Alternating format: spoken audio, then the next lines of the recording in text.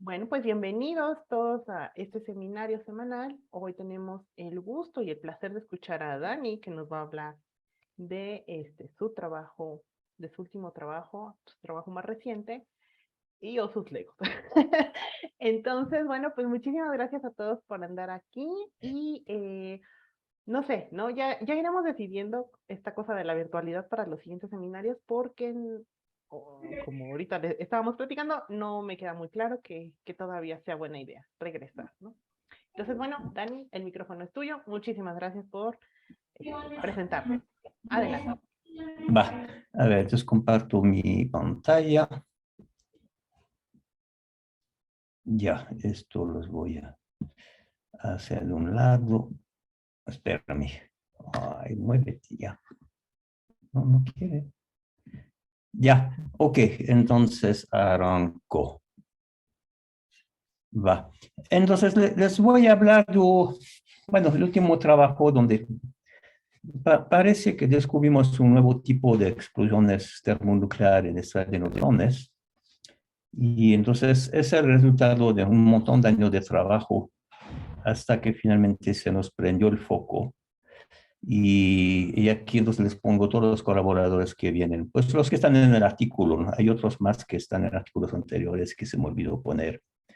Pero bueno, está Sharon Homan, que es un holandés, Martín Navacallejas, que es un estudiante de doctorado, Yuri Kavechi, que nadie lo conoce, Mikhail Besnogov fue un postdoc, ¿no? Que ya se fue. Nathalie Dejna, Rudy Weinand y Ashtapari, que son holandeses también de Ámsterdam. Entonces, déjame, empezar con cosas así muy sencillas, pero que me gusta describir, otras que sobre estructura de una estrella de neutrones. Como todas mis prácticas, empiezo con esto, ya lo vieron, pero bueno, lo vuelvo a hacer. Pues aquí está el Valle de México, la Ciudad de México, y entonces acuérdense que una estrella de neutrones es más pequeña que la Ciudad de México, ¿no? Como 25 kilómetros de diámetro, masas entre 1 y 2 masas solares, densidad central del orden de 10 a la 15 gramos por centímetro cúbico, que es como 1.000 millones de toneladas por centímetro cúbico.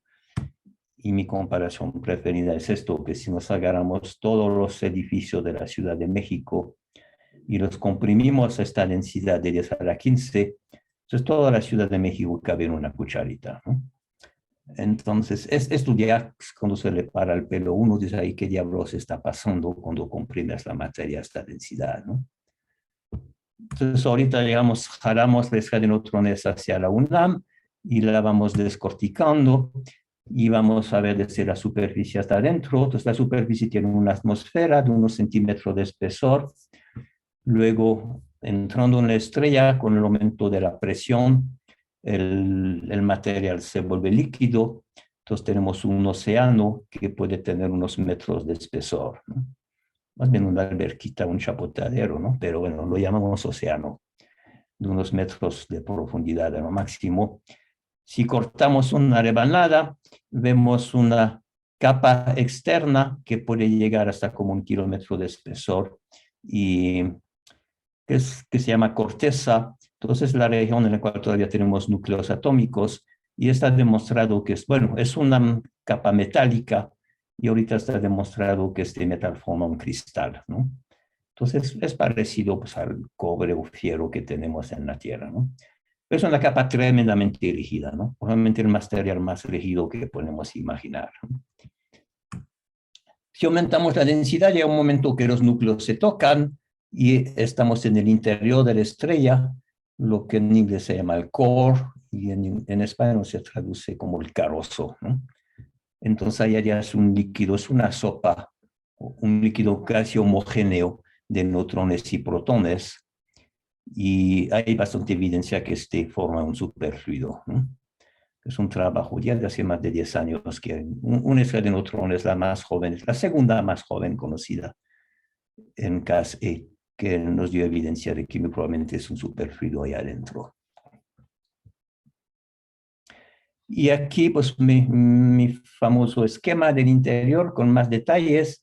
Entonces vemos otra vez la superficie con la atmósfera, envolvente, que sería una transición entre la superficie y el interior, digamos, ¿no? La parte donde está el océano y de repente donde la materia se cristaliza. Y luego la corteza en azul, pues la parte donde es cristalizado, y en el interior de la estrella, ¿no? El core. Entonces, aquí va una descripción de cómo evolucionan los núcleos desde baja densidad en el crust, entonces por acá, hasta llegar al core de la estrella, ¿no? Entonces, cuando aumenta la densidad, resulta que los núcleos se vuelven cada vez más chonchos y se desforman, ya no son esféricos, se vuelven alargados, como elipsoidales. Llega el momento que son tan largos que se empiezan a tocar, entonces forman núcleos que son como unidimensionales, como espaguetis, ¿no? Y estos espaguetis pues se ponen cada vez más cercanos cuando los vas comprimiendo. Llega un momento que se tocan y empiezan a formar estructura nuclear que son como hojas, ¿no? Lo llamamos como lasaña. Entonces, y entre estos hay una capa de neutrones que voy a describir en unos segundos, ¿no? Y estas lasañas aumentan la densidad, pues las hojas de arena se acercan cada vez más, se empiezan a tocar, entonces empieza a tener huecos entre ellos, sería como antiespaguetis, antiespaguetis, la misma estructura que antes, pero invertida, ¿no? Entonces es casi todo materia homogénea de neutrones y protones y unos huequitos de más baja densidad. Comprime esto y además esto, los huequitos son cada vez más chicos, entonces se vuelven como alargados y luego como esféricos. Entonces la misma estructura que acá, pero invertida, hasta que estas burbujas de baja densidad desaparezcan y tienes el interior o el core, literalmente, que es la materia casi homogénea de neutrones y protones, ¿no? Entonces, esta fase es interesante, no está demostrado que existe, pero todas las teorías coinciden de que debe estar. Lo han llamado la fase de pasta, ¿no? Por los espaguetis, lasaña, y aquí lo llaman a veces queso suizo, ¿no? Ahorita algo más interesante también acá, este fondo azul representaría que no solamente tenemos núcleos, pero la materia tiene tantos neutrones que los neutrones ya no caben adentro de los núcleos, están afuera, ¿no? Entonces hay un gas que rápidamente se vuelve como un líquido de neutrones y la teoría indica que también este líquido se vuelve un superfluido de neutrones afuera de los núcleos, ¿no? Entonces, aquí será la estructura de esta corteza. Entonces, aquí vemos los núcleos atómicos que, como vamos a ver, forman una malla bien organizada, un cristal, ¿no? Tal como el fierro en el cobre en materiales terrestres. Entre los núcleos tenemos un gas y líquido, digamos, de neutrones que se vuelven superfluido. Y luego el superfluido tiene esta peculiaridad de que no puede rotar como un cuerpo rígido. La única manera que un superfluido puede rotar es de formar vórtices. Entonces, en el interior del vórtex, la superficie se destruye y la materia, entonces, eso sería el core, digamos, del vórtex, donde la materia sería normal, y afuera está el superfluido, entonces va rotando alrededor del vórtex. Entonces, básicamente, toda la corteza de la estrella, si es realmente superfluido, se llena de estos vórtices, y probablemente estos vórtices se atoran sobre los núcleos, están como amarrados a la estructura cristalina, ¿no?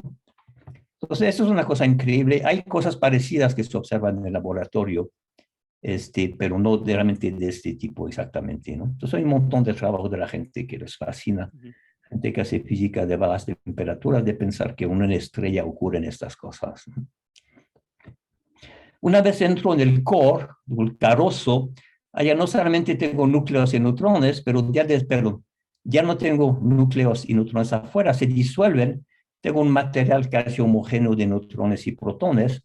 Entonces, muy probablemente los neutrones siguen siendo un superfluido y los protones se vuelven superconductor. Entonces, aquí será la estructura interna, donde el fondo azul serían neutrones y protones con neutrones superfluido. Los vórtices de neutrones debido a la rotación. Estos vórtices son como larguísimos y casi paralelos al eje de rotación. Pero si los protones forman un superconductor, sabemos que los superconductores en general no les gusta el campo magnético, tratan de rechazarlo.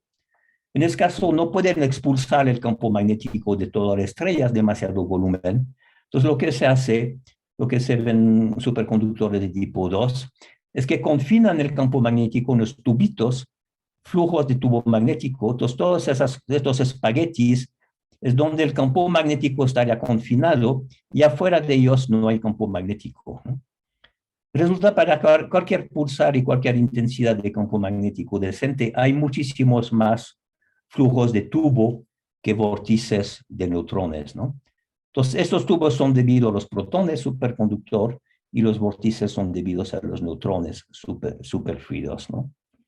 De hecho, si vamos más profundo, todavía podríamos tener hasta piones y kaones que aparecen. Estos tienen spin cero, estos son bosones, inmediatamente forman superfluidos o superconductores si tienen carga eléctrica, ¿no? Entonces podemos tener una estructura donde tendremos varios superfluidos y varios superconductores al mismo tiempo en el mismo sistema, ¿no? Otra vez es una cosa alucinante para teóricos y es un rompecabezas para entenderlos. Creo que hay varios grupos que están apenas empezando a estudiar esas estructuras, que es totalmente teórico, pues no hay ninguna analogía en laboratorio donde puedes tener dos superconductores que coexisten, ¿no? Aquí podríamos tener las 3, 4, 5 que coexisten en la estrella. Entonces, bueno, esa es la estructura de una estrella de neutrones. Entonces, no es una bola de neutrones, ¿no? Tiene una estructura sumamente rica, muchas capas distintas, estas estructuras de pasta, de espaguetis, de lasaña, vórtices, etc. Entonces, bueno, para entender cómo se comportan, pues resultó que un sistema fantástico son estrellas de neutrones en sistema con acreción, binarias de rayos X, ¿no? Entonces, estas binarias de rayos X hay típicamente dos tipos, grosso modo, las que se llaman de alta masa y de baja masa, que se refiere a la masa de la compañera, ¿no? Si la compañera es mucho más masiva que la estrella de neutrones, entonces es un high mass X-ray binaries, típicamente tienen la compañera más de 10 masas solares, y las otras son de baja masa, donde la compañera es menos de una masa solar, y muchas veces como media masa solar y hasta menos. Y entonces hay acreción de la compañera hasta la estrella de neutrones. En las de más alta, muchas veces la acreción es a través de un viento, algunos casos en el cual se forma todavía un disco de acreción, ¿no? Eso es la binaria de X Centauro X3, es la primera descubierta en los años 60, es la primera en la cual se pudo identificar la compañera, vieron que es de alta masa y donde empieza a tener evidencia que había un disco de acreción, ¿no? Pero en la mayoría de esos sistemas la acreción es a través del viento, simplemente, sin disco. Las de baja masa, entonces esto es un caso extremo donde la compañera es una enana blanca, de como medio masa solar aproximadamente. Allá en estas estrellas de baja masa no hay viento, entonces la acreción siempre es a través de un disco, y esto por sobreflujo sobre los lóbulos de Roche, ¿no? Y otra diferencia entre estos es que las de alta masa viven muy poco tiempo, porque una estrella de 10, 20 o 30 masas solares tiene una vida de unos poquitos millones de años y explotan supernovas. Entonces, estos sistemas son muy jóvenes. La estrella de neutrones también, entonces, es muy joven y se ve que tiene campo magnético fuerte y se ven pulsaciones en esos sistemas que representan directamente el periodo de rotación y el hecho que el campo magnético va canalizando la acreción del disco sobre los polos magnéticos, ¿no? Entonces hay dos polos muy calientes y con la rotación vemos pulsaciones. Mientras las de baja masa, casi todas, no todas, pero casi todas, son sistemas muy viejos, porque una estrella de masa solar pues, puede vivir más que el universo, ¿no? Y si es una enana blanca, pues puede tener 10 veces la edad del universo. Entonces, estos sistemas son viejos. Típicamente pensan gigaaños, ¿no? Y hay muy poca evidencia de campo magnético, o cuando la hay, es evidencia que el campo es muy débil, ¿no? Entonces hay un montón de teorías, pero resulta que algo le pasó al campo magnético cuando hay acreción durante decenas o cientos o miles de millones de años. Este campo magnético casi queda destruido, ¿no? Y esos sistemas exhiben destellos de rayos X. Entonces, la interpretación de esto es que estamos acretando a través del disco hidrógeno y helio. Esto se acumula sobre la superficie de la estrella y de repente empiezas reacciones nucleares explosivas, el hidrógeno se quema en carbono y elementos más pesados, y es lo que vemos acá. Entonces, lo que voy a estudiar son estos que me interesan más, porque son sistemas en los cuales nos quitamos una pesadilla que hay en el radio de neutrones, es estos campos magnéticos que hacen la vida imposible. O sea, es la gran ventaja de estos sistemas, es la ausencia de campo magnético, simplifica mucho las cosas, ¿no? Entonces, aquí una de mis imágenes favoritas es el centro galáctico. Son 3 meses de observaciones, ya de hace más de 20 años. Entonces, aquí está el centro de la galaxia, el plano galáctico, esos gas caliente que rodea el centro galáctico, y todos estos puntos brillantes pues, son binarias de rayos X, ¿no? Y ven que muchos se prenden y se apagan, aunque hay muchos que son totalmente persistentes, ¿no? Entonces, estos van a ser los interesantes, lo que de repente se apagan, lo que tienen la acreción transitoria, ¿no? Aquí tengo 3 ejemplos típicos. En este caso, vemos que de repente hay una fase de acreción corta de unas semanas y luego nada durante muchos años, ¿no? Esto básicamente es el background, ¿no? Está en cero. Hay otros que tienen mucho más fases de acreción, que puede ser cada 6 meses, cada año, cada 2 años, etcétera. Fases cortas también. Y luego un caso de los que nos interesaron muchísimo son los que se llaman fuentes casi persistentes, que tienen fases de acreción de varios años. Entonces, estos son los sistemas increíbles, porque durante esta fase de acreción de varios años, pues hay tiempo para realmente perturbar la estrella de neutrones de manera significativa. Aquí ven un ejemplo de este sistema, el J1702, que fue descubierto, ¿en qué año fue esto? Desde 2005, entonces como 2006, ¿no? Entonces de repente empezó con una fase de acreción intensa que llega hasta Super Eddington, duró como 1 año y medio y de repente se apagó, ¿no? Y otra vez lo que vemos aquí básicamente es el background, ¿no? Entonces, si me concentro sobre la fase final, el último cacho de acreción, aquí lo vemos con detalle. Entonces, aquí es una observación de Ross y de Swift, donde vemos como la luminosidad debido a la acreción va cayendo, y literalmente es una exponencial aquí. Y de repente, después de que desapareció esto, es decir, que ya no vemos el disco de acreción, todavía vemos algo que lo observan con mucho más detalle con Chandra y Newton. Lo que vemos aquí directamente es la estrella de neutrones, limpiecita, sin perturbación por la acreción, ¿no? Y aquí ven otro sistema parecido, donde vemos en un intervalo de 6 meses como la estrella de neutrones cambió y su luminosidad va disminuyendo. Dice que se va enfriando, entonces se va recuperando de la perturbación, ¿no? Entonces, eso es la cosa fantástica de esos sistemas, ¿no? Que estamos viendo en tiempo real. Toma varios años, aquí unos meses, pero ver la evolución completa puede tomar hasta 10 años. Pero es que tenemos una de las criaturas más exóticas de la naturaleza. Lo que le enseña estas capas y los espaguetis y las lasañas y los vórtices y esa estructura increíble que es totalmente teórico. Entonces, ¿cómo lo podemos estudiar? Y de repente resulta que esos sistemas, la naturaleza nos hace el favor de perturbarlos y luego vemos cómo regresa al equilibrio.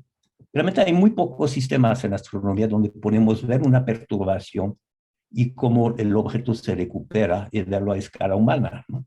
Entonces, realmente es un dream come true, ¿no? Es un sueño hizo realidad de poder estudiar esos sistemas, ¿no? Entonces, ¿qué le pasa durante esta fase de acreción? Aquí lo voy a describir, ¿no? Cómo la materia está procesada por la acreción, y eso es lo que nos va a dar la perturbación térmica de cómo la estrella se calienta.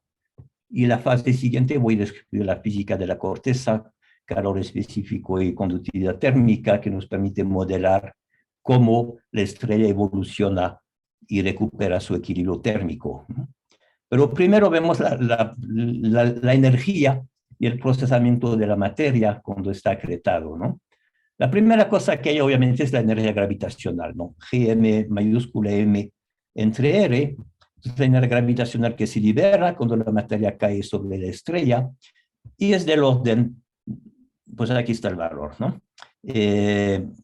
Esta cantidad me da aproximadamente, ¿qué estoy poniendo?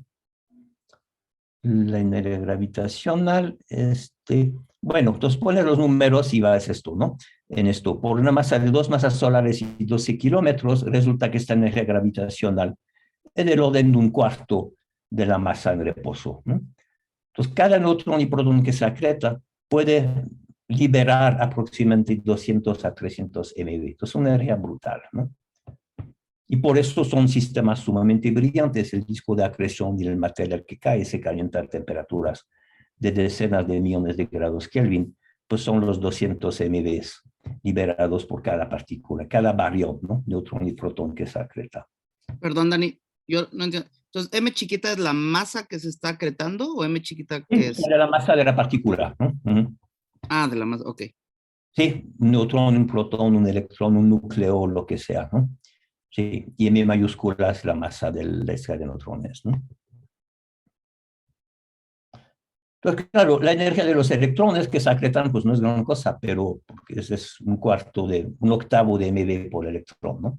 Pero sí, para núcleos, neutrones y protones son cientos de MeV por cada partícula, ¿no? Entonces, con esto llegas a luminosidad de 10 a la 37, 10 a la 38 Hz por segundo, ¿no? Ahorita, la distribución de esta energía, nada más por el teorema de Virial, cuando llega cerca de la superficie, la mitad es energía potencial y la mitad es energía cinética, ¿no? Entonces, la energía potencial se perdió en el disco y la energía cinética se va a liberar cuando la materia toca la superficie, ¿no? Entonces, la mitad de estos 200 MeV se libera en el disco y la otra mitad se va a liberar en la superficie de la estrella, ¿no? Entonces, entre 100 y 150 MeV en la mera superficie.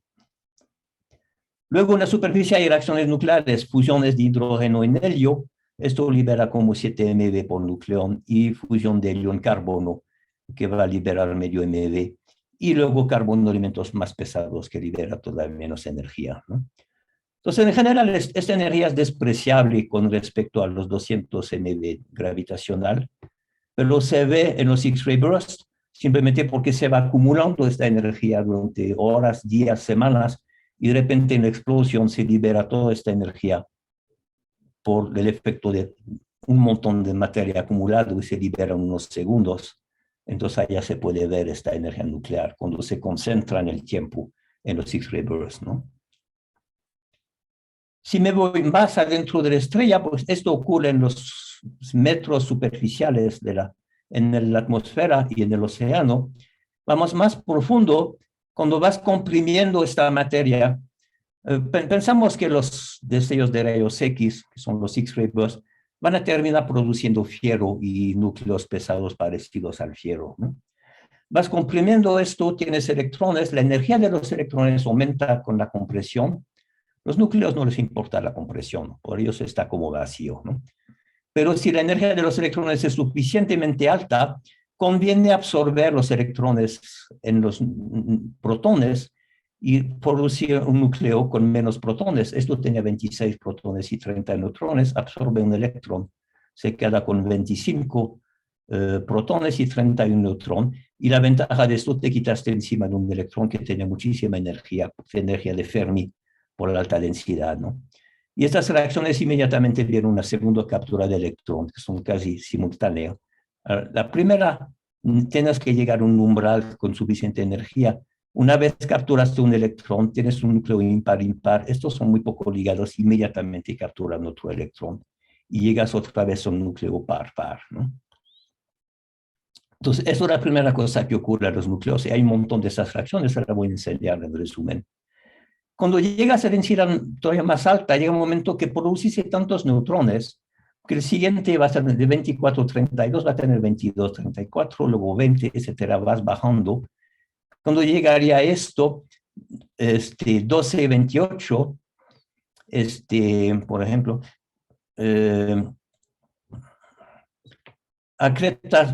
absorbe 2 electrones, se transforma en neón, pero ya tienes tantos neutrones que ya no caben todos en el núcleo de neón y se van para afuera, ¿no? Lo que llamamos el neutron drip.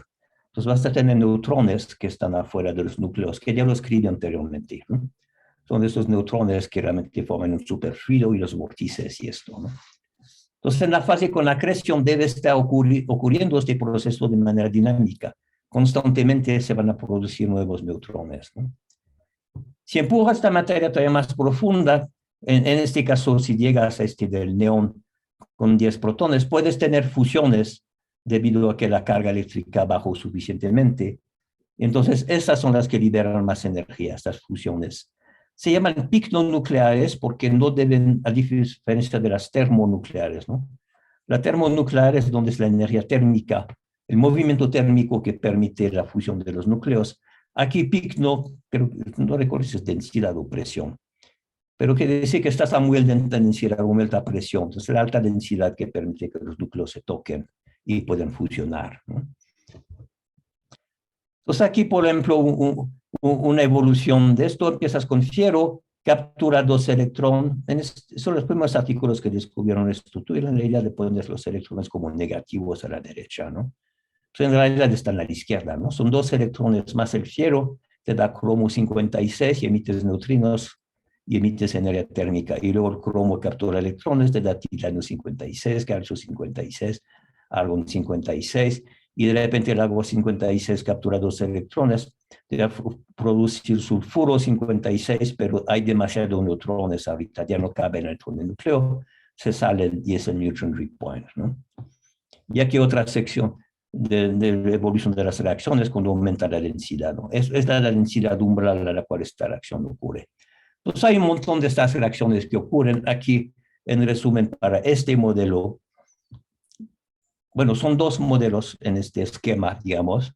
Uno en la cual supones que en la superficie produciste fierro y el otro donde se piensa que los X-ray bursts pueden haber producido elementos mucho más pesados con masa de 106, ¿no? Entonces aquí ves la evolución de N, número de neutrones, y la evolución de Z, ¿no? Entonces obviamente cada vez que hay una captura de electrón aumenta el número de neutrones y disminuye el número de protones, ¿no?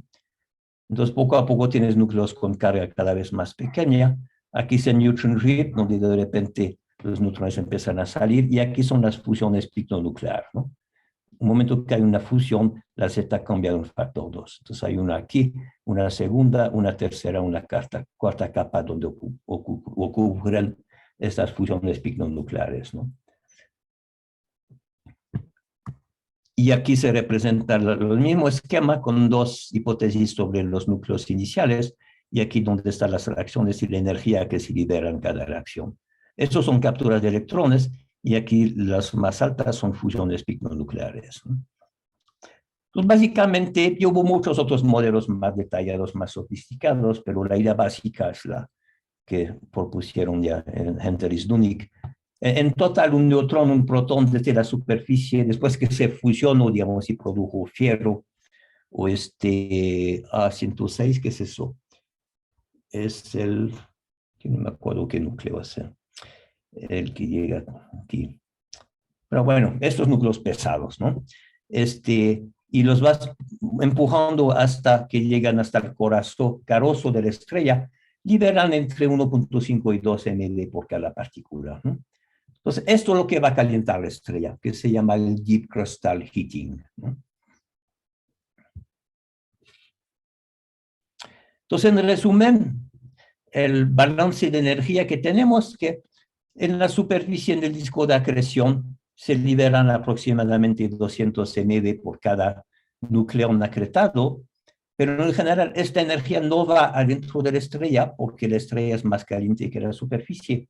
Entonces, en ese emite, es lo que vemos en rayos X, ¿no?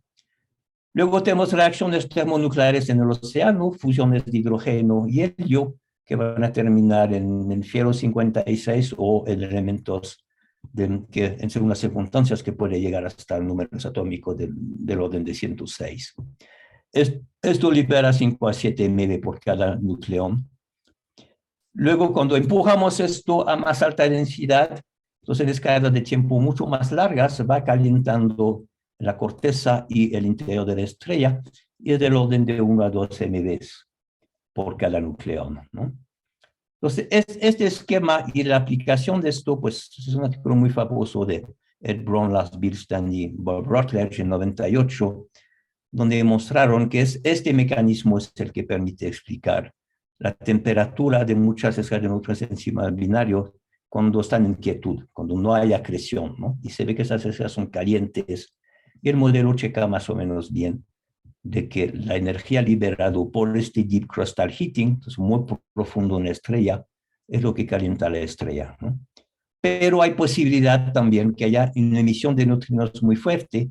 Entonces lo que propusimos inmediatamente después de esto, con Mónica Kolpi, Luis Geppert, y el que era en esta época estudiante de doctorado, Andrea Posenti, esto que en realidad puede, una gran parte de esta energía, en vez de calentar la estrella, se puede ir emitiendo neutrinos, ¿no? Pero eso es un balance sobre a largo tiempo, ¿no? Entre siglos o miles de años, básicamente va a haber un equilibrio entre el calentamiento por las reacciones nucleares profundas y el enfriamiento por los neutrones, ¿no? Ahorita lo que nos va a interesar son los fenómenos a muy corto plazo, de cuestión de semanas, años, justo cuando termina la acreción, ¿no? A ver, entonces voy como media hora. Voy a resumir, pero muy brevemente, la física en la corteza, lo que nos interesaría. Entonces, aquí va, por ejemplo, la energía de los electrones, es el momento de Fermi del electrón. Imagínense, es un gas degenerado, hay una esfera de Fermi, esos son los electrones con máxima energía, en función de la densidad, ¿no?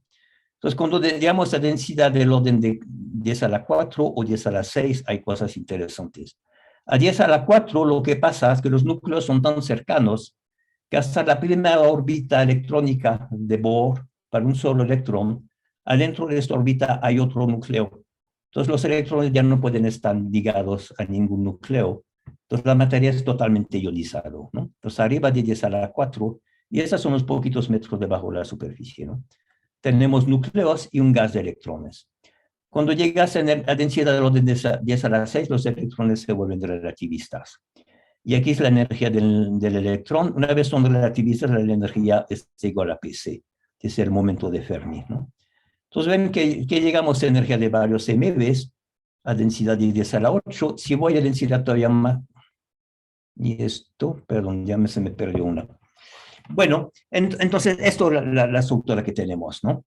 Un gas de núcleos totalmente ionizado, rodeado por electrones, ¿no? Entonces los núcleos podemos ver cómo se van a comportar a baja densidad o temperaturas muy altas, un gas ideal, luego se vuelve líquido y luego se vuelve sólido, ¿no? Entonces esto se estima haciendo un cociente colombiana, que es ZI cuadrado entre A, haciendo la distancia entre los núcleos, dividido por la energía térmica, que es KBT, ¿no? Entonces, este parámetro de Coulomb, entonces hay numéricos con Monte Carlo y que gamma llegó a rebasar algo del orden de 175, los núcleos tienen que cristalizar y formar un látiz, ¿no? Una red. Y muy abajo, cuando es abajo de 1 es un gas ideal y en la fase intermedia se vuelve líquido, ¿no? Luego los electrones hemos visto que se vuelven relativistas. Ahí está la imagen que me fallaba.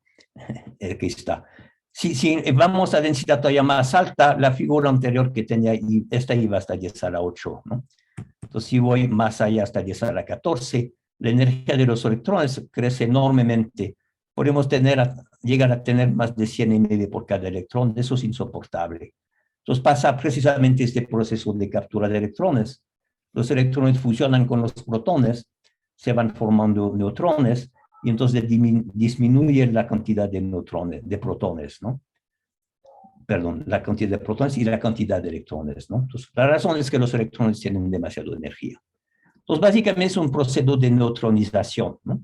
La estrella se está volviendo de neutrones, ¿no? Y la densidad a la cual los neutrones empiezan a aparecer afuera de los núcleos es entre 4 y 7 por 10 a la 11 gramos por centímetro cúbico, ¿no? Entonces, acuérdense que la densidad del núcleo atómico, que es la densidad del carozo de la estrella, va a ser 10 a la 14. Entonces, todavía falta unos 2 a 3 órdenes de magnitud, que es este régimen, ¿no? Donde va creciendo la densidad. Y por acá tenemos la fase de pasta con los espaguetis y las lasañas, ¿no? Pues aquí es una idea de lo que pasa con los neutrones, ¿no? En los núcleos tenemos un número finito de niveles energéticos. Vamos produciendo neutrones, entonces se llenan esos niveles, y cuando hay demasiados neutrones, ya no pueden estar adentro del núcleo, están afuera, están en el continuo, ¿no? Un gas homogéneo de neutrones afuera de los núcleos, ¿no? Entonces, ahorita dos ingredientes que describo brevemente es el calor específico. Entonces, vamos a tener electrones, iones, los núcleos, ¿no? Y luego neutrones, un gas de neutrones de alta densidad, ¿no?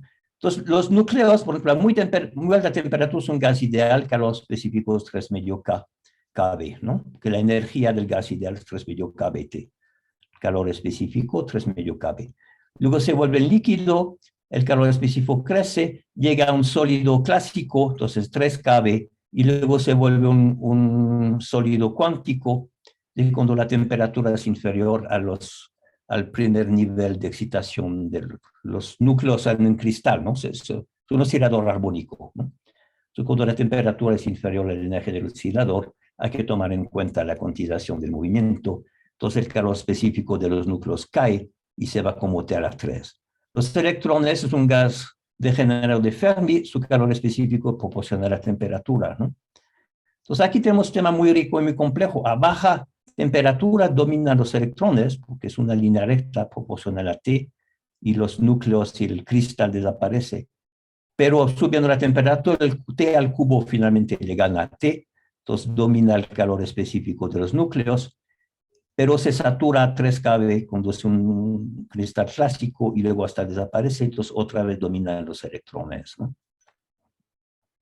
Entonces, si lo represento en un diagrama, lo que llama un landscape, ¿no? El paisaje, temperatura versus densidad, vemos que el calor específico a muy alta, en este régimen que estamos aquí, dominan los electrones. Luego, en este régimen de temperatura y densidad dominan los iones, estamos en esta región. Y a baja densidad otra vez dominan los electrones. Entonces, aquí está dominando por electrones, ¿no? Y los iones, pues, se pueden ser un gas ideal, un líquido, se cristalizan, entonces hay varios regímenes de los electrones, ¿no? Entonces, todo está padrísimo desde el punto de vista de un físico teórico, de ver que tenemos un montón de régimen de calor específico y la estrella, cuando se calienta y se enfría, su perfil de temperatura va a pasar de un régimen al otro, ¿no? Entonces, esperamos que podemos probar estas cosas, de ver si de veras está así, por eso es un modelo teórico, ¿no? O si podemos encontrar evidencia observacional de que realmente estos distintos regímenes de calor específico existen, ¿no?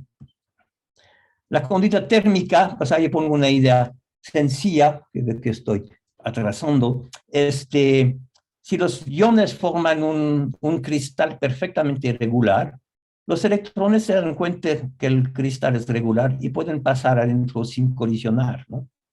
Es una cosa que la gente se dio cuenta cuando empezó la mecánica cuántica, es que con un problema, pero ¿cómo hay resistencia eléctrica y resistencia térmica al movimiento de los electrones si los electrones pueden moverse sin colisión? Entonces dieron cuenta que en realidad no es porque los iones están fijos en una red cristalina, es que a pesar de esto hay un movimiento térmico pequeño, entonces los núcleos se van moviendo un poquito.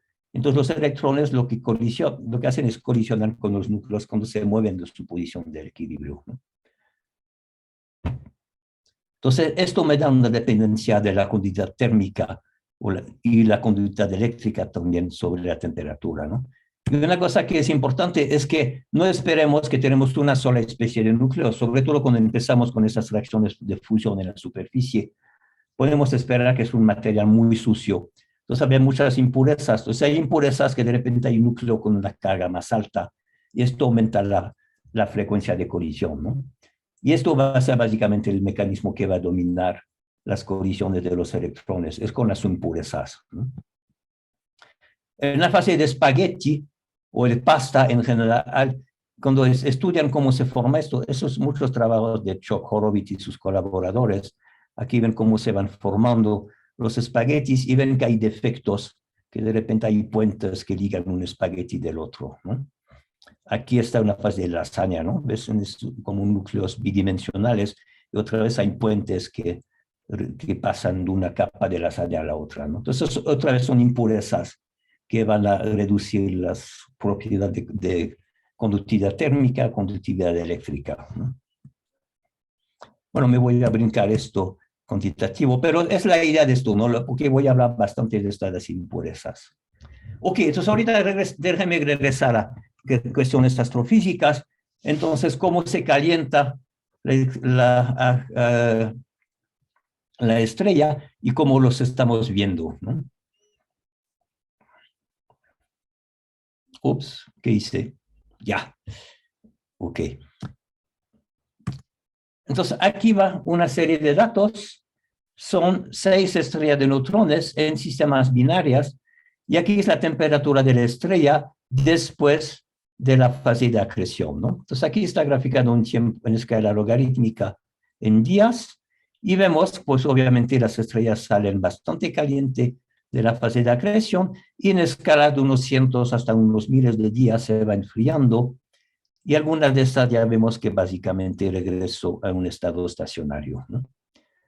Esas curvas no son curvas teóricas, es simplemente una exponencial más una constante, ¿no? Es para guiar el ojo. No tienen pretensión de ser un modelo físico, pero indican el fenómeno, ¿no? Pues hay diversidad, ¿no? Unas salen de la fase de acreción con temperatura del orden de 100 MeV. 100 MeV son, ¿qué? 100 eV, ¿no? Un electronvolt son 10 a la 4, entonces 100 electronvolts es 1.000.000 de grados Kelvin, ¿no? Y estas tienen temperatura del orden de 2 millones de grados Kelvin, ¿no? Entonces, déjame ver el primero. Eso es el primero que se observó que dejó de acretar en el año 2000, ese sistema. Entonces, en primer artículo, trabajo de colegas del Instituto Ioffe de San Petersburgo. Entonces, lo que probaron es esta la conductividad térmica. Entonces, tienen varios modelos de la temperatura de la estrella durante la acreción. Termina la acreción aquí, en 0, y la teoría de cómo se enfría la estrella, y aquí son los datos de este sistema, ¿no? Entonces dijeron, bueno, ¿qué pasa si la corteza de la estrella no es un cristal? La teoría nos dice que es un cristal, que la teoría es maravillosa, de los electrones no colisionan, etcétera. Pero si no es un cristal, entonces la tasa de colisión de los electrones es enorme, ¿no? Y es lo que nos daría como el enfriamiento de la corteza si fuera quizás un sólido, pero amorfo, menos sólido cristalino. Y es un desastre teórico, ¿no? Obviamente esta curva no tiene nada que ver con los datos. Entonces, básicamente fue la primera demostración directa con el primer sistema que se observó de que la corteza de la estrella forma un cristal. Los núcleos se ordenan en una malla cristalina regular que permite que los electrones conducen el calor de manera muy eficiente. Si no, los electrones no conducen el calor y la corteza de la estrella se queda caliente para siempre. Entonces, la primera cosa que aprendemos, ¿no? Es una prueba sólida de que la corteza de la estrella de neutrones es un cristal sólido. Bueno, luego hicieron un estudio similar de que si los neutrones son superfluidos o no, y llegaron a la conclusión que son superfluidos. Me lo voy a brincar. El trabajo siguiente, 2009, se dieron cuenta que en realidad este modelo tal como lo tenemos no funciona muy bien. Esto es es el mismo sistema que antes, ¿no? Es el KS. ¿Cuál era este? Sí, KS. A ver, perdón, es que tengo la cosa de Zoom que me impide ver. Ya, ok, sí. Entonces, ups. Ok, el mismo sistema, haciendo con más detalles, se dieron cuenta que la primera observación no la pueden ajustar, que lo vemos aquí, el primer punto, está demasiado caliente, ¿no? Con respecto al otro. Apenas, ¿no? Pero bueno, estos dos colegas, así Ed Brown y Andrew Cumming, insistieron, pues, esto nos molesta, hay algo que está mal aquí. Entonces propusieron que debe haber otra fuente de energía que no es la que hemos descrito. La que habíamos descrito era el Deep Crustal Heating, ¿no? Que son captura de electrones y fusiones picnonucleares. Entonces nos predicen este tipo de evolución, pero les trae demasiado caliente.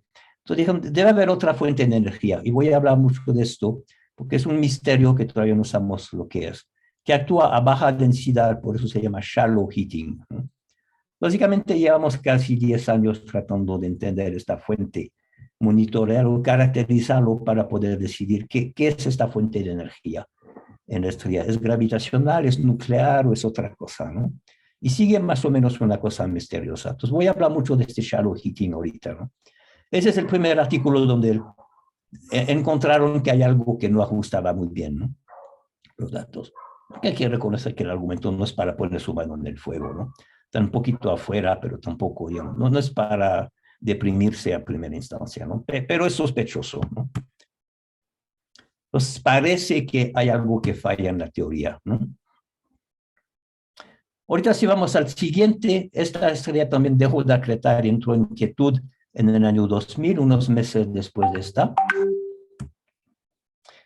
Entonces, allá encontraron que para ajustar muy bien los datos, tienen que incluir impurezas en la corteza. Entonces, allá es una demostración directa que vamos probando la conductividad térmica en la estrella y que si es un cristal puro, tenemos problemas y la estrella se enfría demasiado rápido. Eso ocurre al cero, que dice que no hay impurezas. Se enfría demasiado rápido. Entonces, la conductividad térmica es demasiado alta. Necesitas frenar el movimiento de los electrones con esas impurezas y eso argumentas, ¿no? Entonces, no solamente es un cristal, pero no es un cristal puro, ¿no? Nadie pensaba que iba a ser puro. De hecho, los trabajos teóricos de físicos anteriores indicaban que por eso es sumamente impuro. Entonces, fue una sorpresa de que no era tan impuro como se pensaba. Y hay muchos trabajos que tratan de estudiar esto, cómo se va limpiando, digamos, el cristal. Ok, entonces ahorita un último caso, antes de que llegue al caso interesante y del hyperburst, es el resto de una simulación numérica. Fue un estudiante de doctorado, Laura Otis. Entonces aquí va la peliculita, ¿no? Entonces eso es la fase de acreción donde se va a calentar la estrella. Eso es la temperatura efectiva de la estrella. Va a ser este punto rojo. Empieza la acreción, se calienta la superficie, separa la acreción y vemos cómo la superficie se va enfriando, ¿no? Y esto es el perfil de temperatura dentro de la estrella. Eso es nuestra superficie, es la superficie del modelo teórico, ¿no? Aparte, afuera hay un envolvente que modelamos de manera sencilla. Y aquí es la corteza, entonces, donde todavía tenemos núcleos, ¿no? Corteza externo son puros núcleos electrones, corteza interna tenemos núcleos electrones y los neutrones superfluos con los vórtices y todo esto, ¿no? Y en el core, aquí ya no tenemos núcleos, es materia de neutrones y protones. Entonces van a ver cómo este perfil de temperatura cambia durante la acreción y conforme cómo se va calentando la superficie, ¿no? Esto debe ser, ya va. Claramente el efecto de las reacciones nucleares en la corteza. Ya llegó un estado estacionario, básicamente, y de repente se empieza a enfriar. Esto que estamos monitoreando es la fase de enfriamiento, ¿no?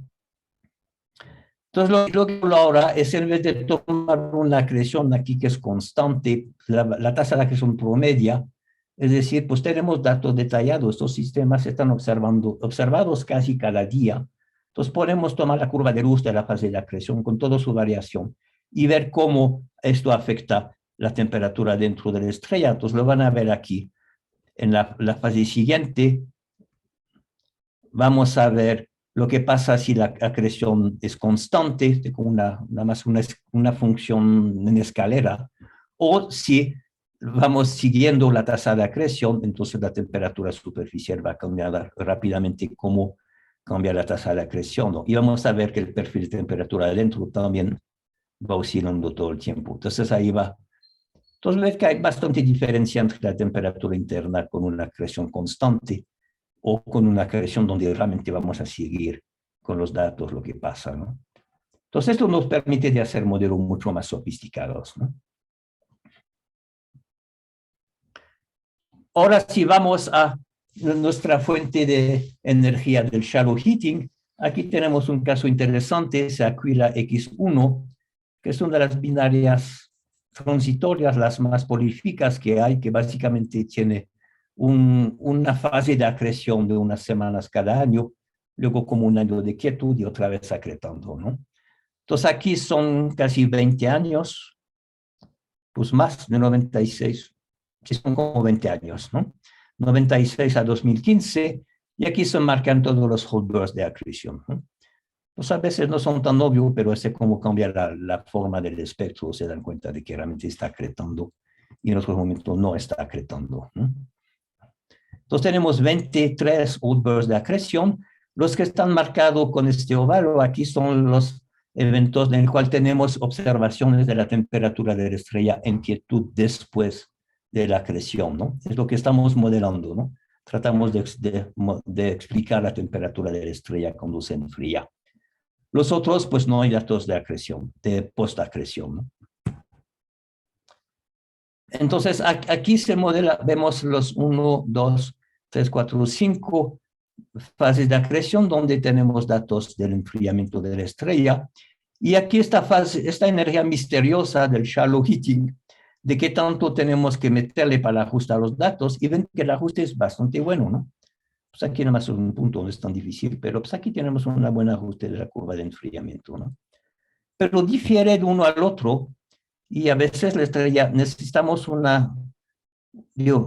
necesitas una cantidad alta de energía extra, y a veces necesitamos muy poco. Aquí es la cantidad de energía que tenemos que inyectar. Entonces, en MV, que está así digamos, entre 1.5 y hasta 3 o 4, casi 4 MV por nucleón. Entonces, un montón de energía, y en unos casos muy poquito, ¿no? Y eso es la densidad en la cual la tenemos que inyectar, ¿no? Entonces, es una cosa casi para llorar, ¿no? Pues, híjole, no sabemos cuál es esta energía, y resulta que en la misma estrella, después de una fase de acreción a la otra, la energía que se inyectó por este mecanismo desconocido cambia en intensidad y cambia en su ubicación, ¿no? Entonces, pues, ni modo. Así es, este trabajo fue de 2018, ¿no? Entonces ya llevamos casi 10 años tratando de entender y caracterizar este mecanismo, ¿no? Entonces eso fue un papel importante porque tenemos varias fases de acreción y queremos ver, bueno, ¿es lo mismo casi siempre o va a cambiar? Y la respuesta es, actualmente en ese sistema, es que en cada fase de acreción, esta fuente de energía cambia su ubicación en la estrella y cambia su intensidad. Hay algo malo, ¿no? Yo creo que tengo idea de lo que puede estar mal en este caso, que estamos confundiendo cosas, pero todavía es un secreto, ¿no? Es algo en el cual está trabajando el estudiante Martín. Pero, bueno, básicamente es lo que hemos aprendido con esto, es que la materia se cristaliza, realmente los neutrones son superfluidos, la conductividad alta, entonces es un cristal, pero no es un cristal puro, hay impurezas y hay una fuente de energía misteriosa, ¿no? Entonces, esto es poco, para que es 2 o 3 estrellas y por qué nos interesa tanto esto. Pues el punto es que pensamos que al momento que entendemos estos mecanismos, podemos aprender muchísimo más sobre la estrella, ¿no? No solamente esta fuente de energía misteriosa, pero podemos obtener información sobre la masa, sobre el radio de la estrella, sobre muchísimas propiedades, ¿no? Entonces, este mecanismo de calentamiento misterioso, pues lo queremos resolver, entenderlos, para poder entender mucho más otras cosas sobre la física de la estrella, ¿no? Entonces, no es el puro gusto de resolver un problema abierto, es porque este problema, una vez lo resolvemos, podemos aprender muchísimo más, ¿no? Entonces, vamos a ver el caso de esta fuente y del hyperburst, ¿no? Entonces, aquí es una compilación que ya le enseñé, pero esa es más completa. Tenemos 1, 2, 3, 4, 5, 6, 7, 8, 9. Tenemos 10 eventos, 2 de ellas es el mismo sistema. Esto ya se lo enseñé. La primera fase de relajación se observó del año 2000 hasta unos 8 o 10 años, así. Lo vamos a enfriar y nos hizo el favor de tener una segunda fase de acreción. Entonces tenemos 2 curvas de enfriamiento para la misma estrella, ¿no? Aquí la X1 tenemos 25 fases de acreción, no lo puse aquí porque no quiero agregar 25 curvas a esta figura, ¿no? Y luego vamos a tener Maxi. Maxi tiene 3, de hecho 4 outbursts, ¿no? Entonces aquí los muestro en enfriamiento solamente después de la tercera fase de acreción de esta fuente, ¿no? Entonces básicamente pues hay diversidad, pero pues un factor 2 apenas, ¿no? Salen con temperatura entre 100 MV hasta como 150 MV. Y algo común, pues se va enfriando, algunos un poco más rápido que otros, pero toma entre 1 año y 2 y 3 años para que la evolución sea casi terminada, ¿no?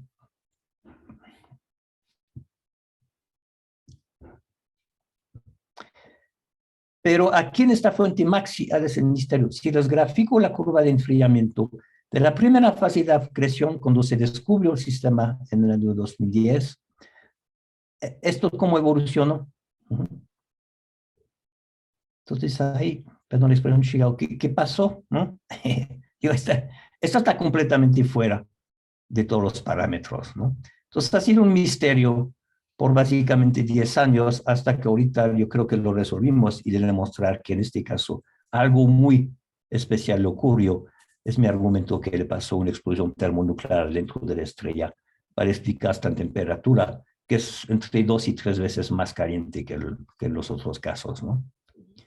Y un factor 2 en temperatura es un factor 2 a la 4, es decir, 16 en luminosidad, ¿no? Entonces era muchísimo más brillante que los otros, ¿no? Entonces, ese sistema es interesante, está totalmente fuera de la galaxia, está a 45 kiloparsec fuera de la galaxia, ¿no? Todos los otros son galácticos o en cúmulos globulares, pero son cercanos, ¿no? Es extremadamente lejos, ¿no? Pero es tan brillante que se pudo observar bastante bien, ¿no? Entonces, ahorita es esto el misterio, ¿no? Entonces, aquí para reproducir esas curvas tenemos que agregar este shallow heating, pero de manera moderada.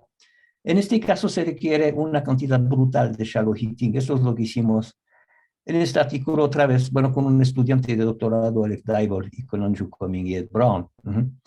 Entonces, resulta que tuvimos que agregar un energente de 6 y 8 MDs. De hecho, luego lo hicimos mejor, con más detalles, siguiendo todos los detalles de la fase de acreción, y resulta que es como 10 a 20 MD, ¿no? Entonces, es completamente patológico este caso, ¿no? Pero inicialmente era otra vez una razón más para ponerse a llorar. Dice que lloró mucho, ¿no es cierto? Pero, digo, hay muchas cosas que nos preocupan, ¿no? Queremos entender este shallow heating. Vemos unas fuentes donde cambia de un evento al otro, un burst de acreción y el otro, y el shallow heating es distinto en profundidad e intensidad. De una estrella a la otra cambia, y luego esta está completamente alocada, que tiene entre 5 y 10 veces más shallow heating que las otras, ¿no? Entonces te da casi de pensar que, nunca vamos a entender qué es realmente esta fuente de energía, ¿no? Un trabajo siguiente, cuando hubo no 2 fases de acreción, este es trabajo en 2015, había habido 2 eventos de acreción. El primero es el grandote, muy fuerte, y aquí uno chiquitito, que apenas se nota, pero estaban 2, ¿no?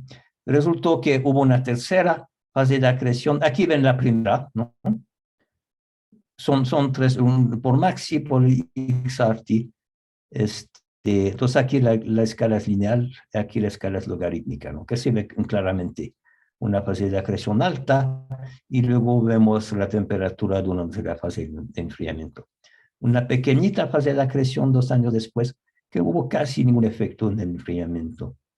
Y una tercera fase de acreción más larga e intensa, y aquí la vemos claramente en escala logarítmica. Ahí sí hubo un efecto, ¿no? Se calienta la estrella y se vuelven a enfriar, ¿no? Y aquí son modelos del enfriamiento después de las 3 fases de acreción. Aquí son las curvas de enfriamiento, medición de Chandra y Newton. Y aquí es la curva teórica con un shallow heating. Entonces resulta que necesitamos 17 MD por núcleo, que es una bestialidad, ¿no?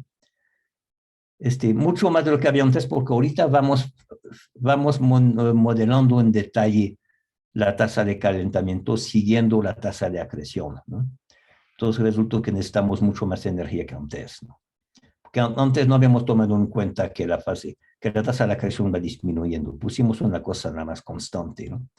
Cuando lo haces mejor, te das cuenta que necesitas 2 o 3 veces más energía. Pero después del segundo y la tercera acreción, si ponemos la misma cantidad de calentamiento superficial, es un desastre. Eso sería la predicción teórica. Los datos están abajo. Entonces, realmente aquí necesitamos casi 0. Y en la tercera fase de la acreción necesitamos 0.3 MD, ¿no? Que esto es razonable y poquito, ¿no? Entonces ahí estaba, ¿no? Otra vez tenemos otro sistema como aquí la X1, con 3 old bursts y 3 shallow heating completamente distinto, pero brutalmente distinto, ¿no? Entonces otra vez a llorar.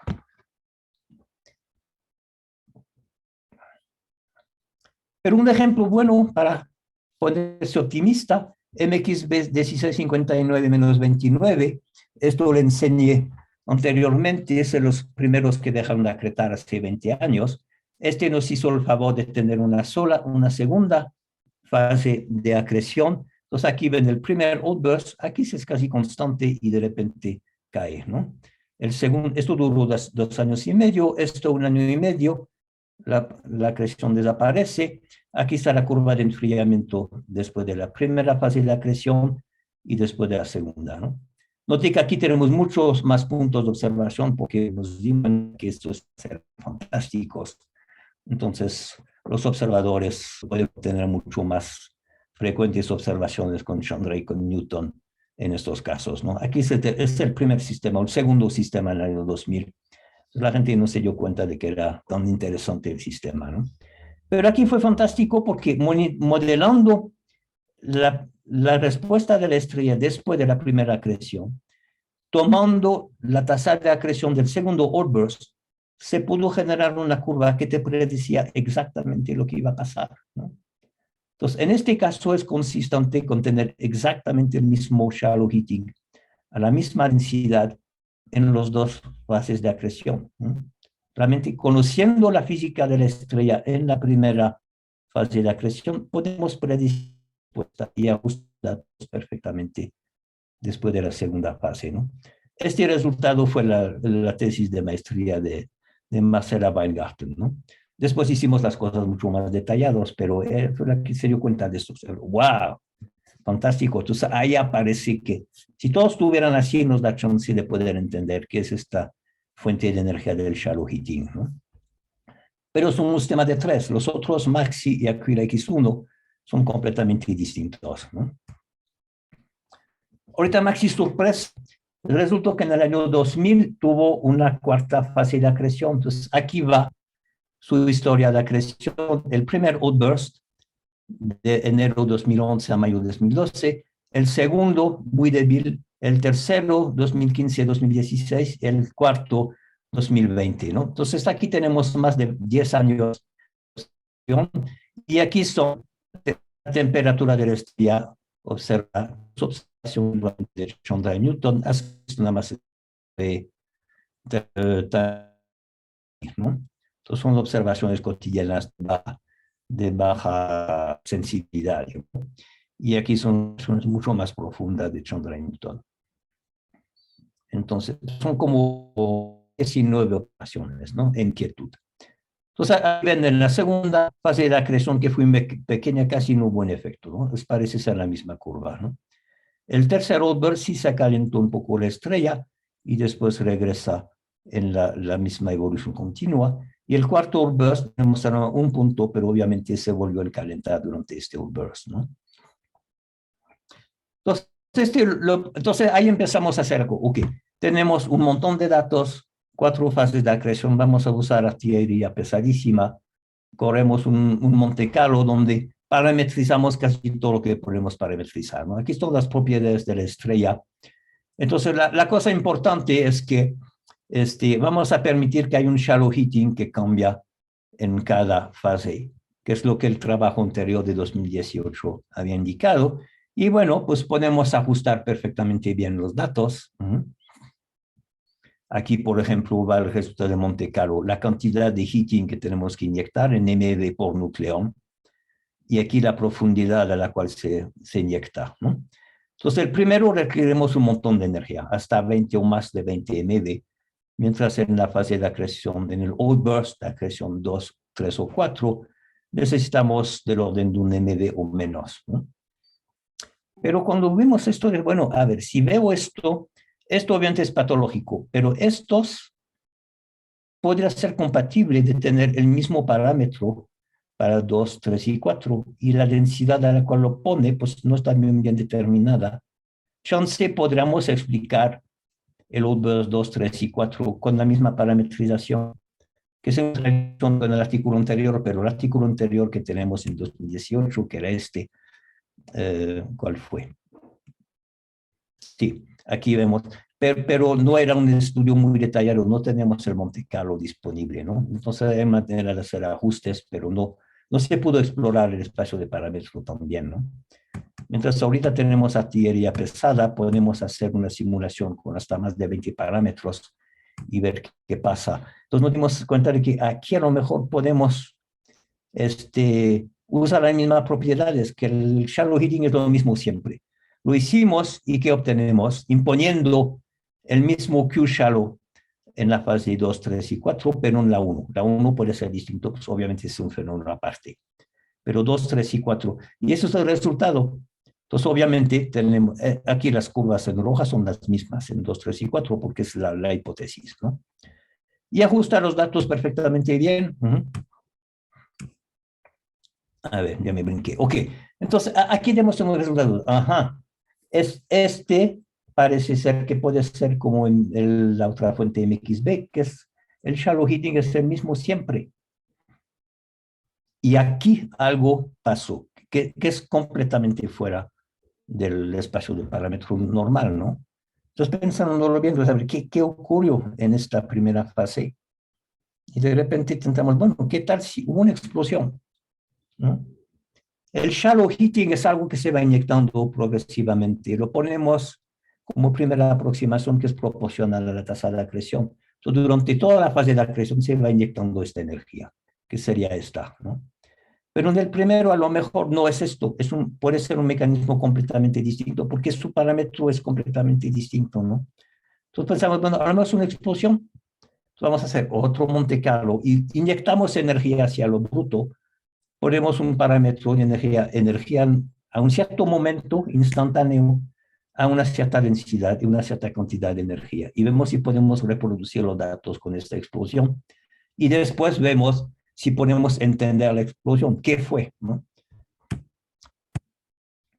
Bueno, entonces los parámetros que tenemos es la densidad de la explosión, HB es el hyperburst, la energía que se inyecta, entonces hay esa energía que se inyecta por gramos en una pequeña, digamos, de la superficie hasta esta densidad, ¿no? Suponemos que hay una capa choncha que explota esta densidad máxima, supuestamente donde se arrancó, fue el trigger de la explosión, ¿no? Inyectamos energía con este valor por gramos y el tiempo en el cual ocurrió, ¿no? Y dejamos que el Monte Carlo ajuste estos parámetros a ver si puede ajustar los datos. Y aquí está el resultado, ¿no? Entonces, estos dos paneles los había enseñado antes, ¿no? La tasa de acreción y los 4 outbursts de acreción en gris. Aquí los datos después de cada fase de acreción y aquí es la curva teórica que tenemos con el hyperburst. Y con más detalles en cada fase de relación después de cada outburst, en escala logarítmica podemos ver en detalle cómo ajustamos los datos. Es un ajuste casi perfecto. El primero nunca lo podemos ajustar, ¿no? Eso es el único detallito que no funciona muy bien. Pero bueno, son 19 puntos y hay uno que está un poquito fuera. No es gran cosa. A lo mejor es una indicación de que hay un problema, que necesitamos algo más complejo. Pero funciona muy bien. Y poniendo el shallow heating en esta fase igual al shallow heating en 2, 3 y 4, ¿no? Entonces ahí tendríamos que esta fuente misteriosa por lo menos es constante en intensidad y en ubicación adentro de la estrella en cada fase de acreción, 4 fases de acreción. Y aquí hubo una explosión termonuclear gigantesca, ¿no? Lo ven aquí como evoluciona la temperatura superficial y de repente va la boom y se va enfriando después, ¿no? Y este enfriamiento fue monumental, dura varios años, ¿no? Para que la estrella se recupere. Aquí hay una pequeña perturbación, se calienta un poquito y regresa básicamente en la misma línea. Esta es más importante, vemos que aquí teóricamente la predicción es que no regresa en la fase anterior, ¿no? Entonces, esta fue una observación en octubre de 2020, estamos esperando más datos aquí, podemos verificar si esta curva es una buena predicción, ¿no? De hecho, aquí tenemos predicciones de esta curva continua, es este modelo, y aquí en Monte Carlo podemos ver, no recuerdo si es una sigma o 3 sigma, que todos los modelos Monte Carlo predicen este tipo de evolución después, ¿no? Entonces, digamos, es una predicción que podemos tener, ¿no? Creo que ya casi termino, pero con más detalle, ¿qué está pasando? Aquí ven la temperatura en el punto de explosión, aquí el perfil de temperatura en la estrella. Entonces, ese es el perfil de temperatura al momento de la explosión. Este es el perfil que tendría al momento de la explosión si no tuviéramos el shallow heating, y aquí es donde ocurre el shallow heating. A densidad entre 10 a la 9, más o menos, y por eso tenemos el pico de temperatura acá, ¿no? Aquí si no tenemos shallow heating, estas curvas me dicen cómo está el material, que aquí es líquido y del otro lado se vuelve sólido. Aquí vemos la fase, la temperatura en varias etapas. Es la temperatura inicial. Esa es la temperatura después de 48 días de acreción. Si lo ven, aquí hubo un pico y luego va bajando, ¿no? Entonces la temperatura va evolucionando constantemente. Esto calienta mucho a los 48 días y se va enfriando. Mientras la densidad es más alta, aquí el calor específico es bajo, entonces si baja el calentamiento, pues la capa se enfría, ¿no? Pero el calor que está aquí fluye hacia más alta densidad, entonces en este rango vemos que la temperatura va subiendo todo el tiempo, ¿no? Se va calentando a pesar de que la tasa de calentamiento baja, pero la temperatura sigue subiendo, que lo vemos acá, ¿no? Vemos que la temperatura sube, sube, sube, y aquí es el punto de Balaboom, ¿no? Y aquí lo que pasa después de la explosión, ¿no? Entonces, este perfil aquí es el mismo que acá, el momento de la explosión. Inyectamos la energía, es lo que me sale de inyectar esta energía, y vemos cómo se va enfriando, ¿no? Eso es un día, 10 días, 20 días después de la explosión. Esto es el fin de la acreción. Entonces, aquí sigue acretando después de estudiar, ¿no? Y aquí cómo se va relajando en la fase de quietud, ¿no? Entonces, de esto tratamos de averiguar qué fue la posible fuente de explosión. Bueno, aquí voy graficando el chi cuadrado de mis 3 escenarios, con 4 tipos de shallow heating, 2 tipos de shallow heating, y aquí una sola parametrización de shallow heating, pero el hyperburst. Y los 3 modelos dan casi igual, ¿no? Entonces, los 3 son estadísticamente igualmente aceptables, por lo menos en primera aproximación. La ventaja del escenario C con el hyperburst es que tenemos un mecanismo físico para esta enorme inyección de energía, ¿no? Entonces, en breve, déjame ir a ver un poquito. Entonces, proponemos que son explosiones termonuclear. Entonces, preguntamos, bueno, ¿cuál es el núcleo que va a explotar? Entonces, aquí vemos, en función de la densidad, inyectamos núcleos aquí y vemos cómo evolucionan cuando los comprimes. Entonces, ¿qué va a pasar? Que van a absorber electrones, ¿no? Estos mecanismos de captura de electrones. Entonces, empezamos con este, Z igual 16 y hay 32, ¿no? Entonces, 16 es un núcleo 16, 16. Ok, lo vamos empujando, llega a esta densidad, captura electrones, entonces la Z captura 2 electrones, ¿no? La Z baja a 14, a esta otra densidad otra vez baja y baja. Y esto es la región en la cual sabemos que el hyperburst tiene que ocurrir, ¿no? Entonces aquí ocurre la explosión nuclear, ¿no? Entonces, por ejemplo, si empezamos con carbono 12, vemos que se vuelve Z igual 4, ¿qué es Z igual 4? Es beridio, ¿no? Sería beridio 12, ¿no? O si empezamos con oxígeno, 16 se vuelve carbono 16, captura 12 electrones y se vuelve carbono, ¿no? Entonces, todo su Z baja, ¿no? Entonces, básicamente son los elementos que, aunque tengan una Z de 6, 8 o 10, posiblemente empezaron siendo más pesados, ¿no? Y luego vemos, tomamos las tasas de fusiones nucleares de estos elementos y vemos cuál de ellos puede explotar a esta densidad. Entonces, me voy a brincar los detalles. Pues aquí quizás una cosa interesante sobre el quemado de oxígeno o el quemado de neón, porque pensamos que son los dos más probables, ¿no? Eso es la tasa de reacción nucleares a estas 4 densidades, okay, y en función de la temperatura, ¿no? Entonces, a baja temperatura, la tasa de reacción no depende de la temperatura, eso es el régimen pictonuclear, ¿no? Depende solamente de la densidad. La temperatura llega a ser suficiente alta, entonces empezamos en el régimen termonuclear, ¿no? Note la escala, ¿no? Vamos a 10 a la menos 20, aquí son 30 órdenes de magnitud, ¿no? Y estas reacciones son muy sensibles al screening, de qué tanto los electrones apantallan la repulsión coulombiana. Entonces, el screening cambia la tasa de reacción, y es la mala noticia. Aquí es la eficiencia del screening, ¿no? Que es brutal. Vamos básicamente, hay 100 órdenes de magnitud de variación por el apantallamiento coulombiano debido a la densidad, ¿no? Aquí también vamos de 10 órdenes de magnitud a 80, son 70 órdenes de magnitud. Entonces, básicamente, en este rango de densidades, Dios, si calculan algo que vale 10 a la 100, obviamente tienen muchos órdenes de magnitud de incertidumbre, ¿no?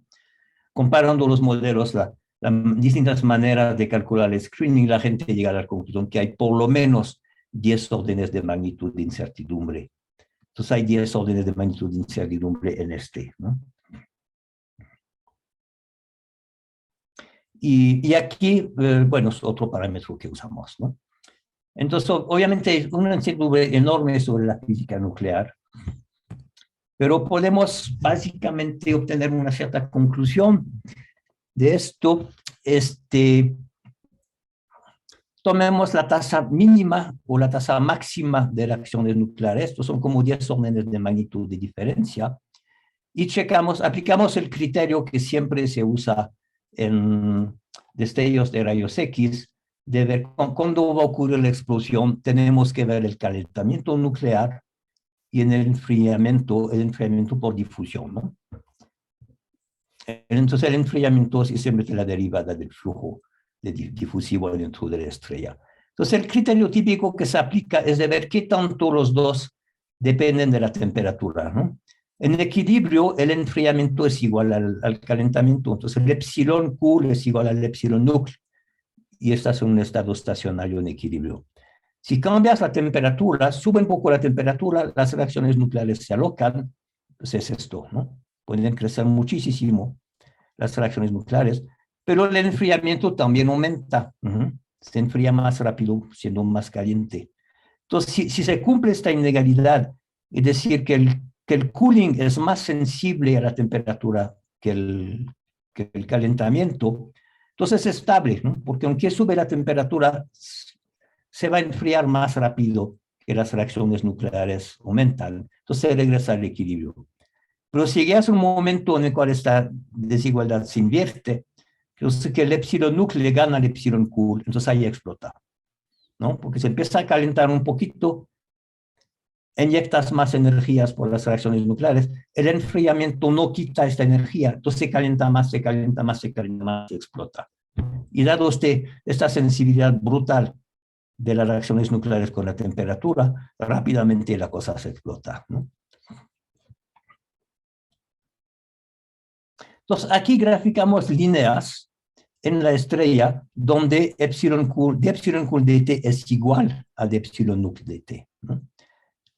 Y aquí cambiamos, suponemos, bueno, ponemos 3 núcleos, Z igual 6, Z igual 8, Z igual 10, y ponemos distintas concentraciones de este núcleo.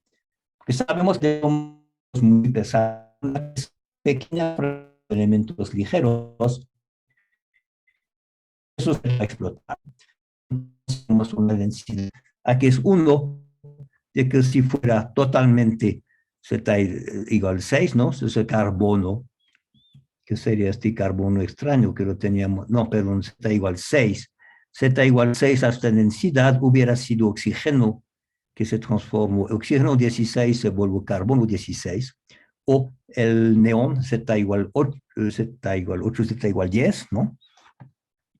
Que será neón 20, que se vuelve después de una o dos capturas de electrones. El neón 20 se volverá oxígeno 20, o puede ser oxígeno 24, es del 12, dos capturas de electrón y otra vez llega en 8, ¿no? Entonces Z igual 8, Z igual 10 vienen de núcleos más pesados que capturaron de electrones, ¿no?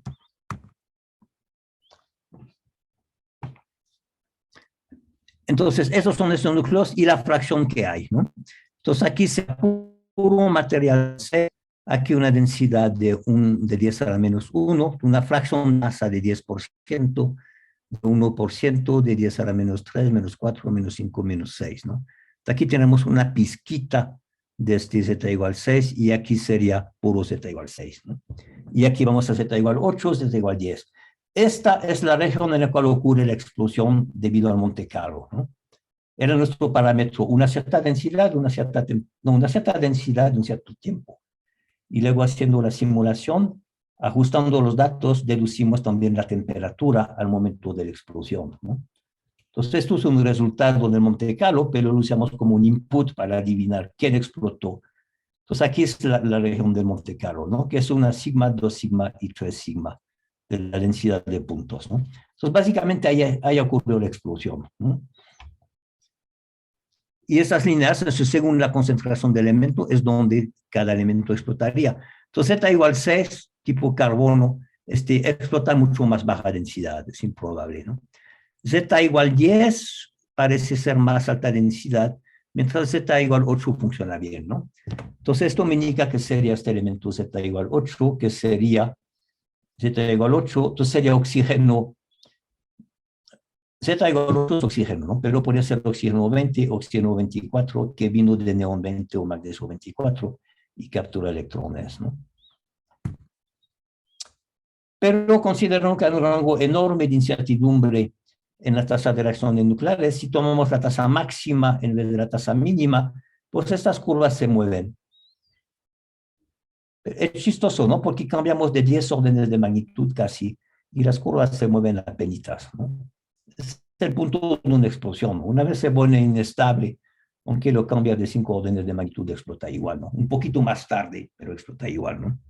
Entonces aquí con tasas muy altas, el Z igual 10 puede hacer que explota, ¿no?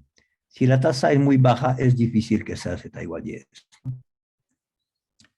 Pero Z también queda un buen candidato. Entonces, básicamente, a pesar de la enorme incertidumbre de la física nuclear, es razonable de tener que podemos tener una pizquita, una pequeña concentración de esos elementos, Z igual 10 o Z igual 8, empujados a esta densidad y que explote en este momento. Entonces, básicamente ese sería el escenario. Entonces, la ventaja de esto, si esto es correcto, es que efectivamente, pues tenemos una explicación de esta estrella supercaliente, que no es este misterio shallow heating, que en este caso será un rompecabezas tener tanta energía de shallow heating, pero será más bien una explosión termonuclear, y que pues nadie había pensado que esto podía ocurrir realmente, pero pues tenemos los datos y la interpretación parece funcionar. Ahorita déjame hacer un poco, ya estoy al final, nada más 2 o 3 minutos.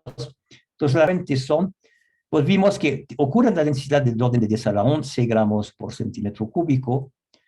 Entonces, les recuerdo que los X-ray bursts normales ocurren a densidad del orden de 10 a la 6, 10 a la 7. Luego tenemos superbursts, que son explosiones de carbono. Esto ocurre en la densidad del orden de 10 a la 9 gramos por centímetro cúbico. Esto sería otra vez como 2 órdenes de magnitud más profundo de la estrella, ¿no? Es casi el límite de la más alta densidad en la cual estas explosiones todavía puede haber inestabilidad nuclear, ¿no? Pero esto, para comprimir la materia a esta densidad, que la densidad columnar es como 10 a la 15 gramos por centímetro cuadrado, perdón, aunque la estrella esté acretando la tasa de Eddington corresponde a 10 a la 5 gramos por centímetro cuadrado por segundo, para empujar la materia hasta allá o a esta densidad columnar, pues toma aproximadamente 300 años, ¿no? Y además, en el caso de Maxi no está acretando todo el tiempo, está acretando solamente aproximadamente como 20% del tiempo, ¿no? Hasta menos, ¿no? Entonces, en realidad, la tasa de acreción promedia no es la tasa de Newton. Cuando acreta la tasa de Newton, pero pues, la mayor parte del tiempo no acreta. Entonces, básicamente, se tardaría como 1000 años para acretar materia y llegar a este punto crítico, a esta densidad crítica, ¿no? Entonces, básicamente, estos eventos, desgraciadamente, sería uno cada milenio, ¿no? Y estrellas que acretan y que podemos ver cómo se enfrían, tenemos una docena. Entonces, de veras que en realidad, y en general acretan la tasa de acreción todavía mucho más baja. Entonces, su tiempo de recurrencia para tener un hyperburst era de varios milenios, ¿no? Entonces, lo que podemos decir que básicamente fue un evento único y muy probablemente nunca vamos a ver otro. Podemos decir básicamente que hay una predicción de este modelo, es que si lo vamos a volver a observar, está mal, ¿no? De hecho, cuando publicamos esto, hubo un cuate, Jonathan Callaghan, ¿en qué está? Creo que New Scientist. A ver, déjame mover esto. Sí, publicó un artículo en New Scientist el 11 de febrero, o sea, ya sí, unos días después de que sacamos el artículo en los archives, ¿no? Como dice, this might be the best paper I have ever written about. So astronomers have discovered a rare new type of explosion, the hyperburst inside a neutron star. The only way to prove it is by never seeing it again. Entonces, es la única predicción robusta que podemos hacer, ¿no? Y si volvemos a ver un hyperburst, es que la teoría está mal. Deben ser sumamente infrecuentes y que tuvimos una pinche suerte de ponernos ver uno. Ups. Y entonces, esa es mi conclusión, ¿no? Quizás será cierto este modelo o estamos simplemente poniendo nuevos estándares científica, ¿no? Si nunca lo vuelves a ver.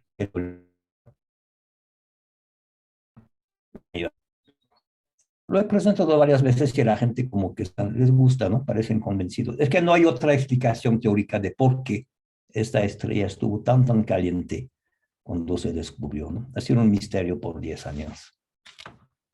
Va, me paro.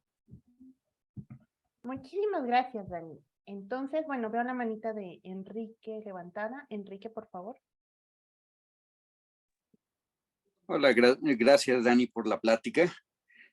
De hecho, tengo varias preguntas, entonces no sé, déjame ir por quizás las más cercanas al final.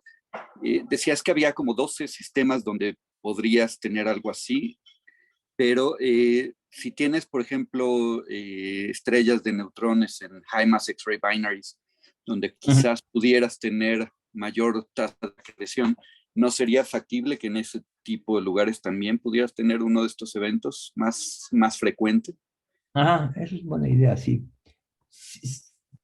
No. A ver, déjame decirte por qué no. Sí, puedes tener otras salas que son mucho más grandes, una high mass X-ray binary, en la columna de acreción, ¿no? Que vas a ver, déjame parar el sharing.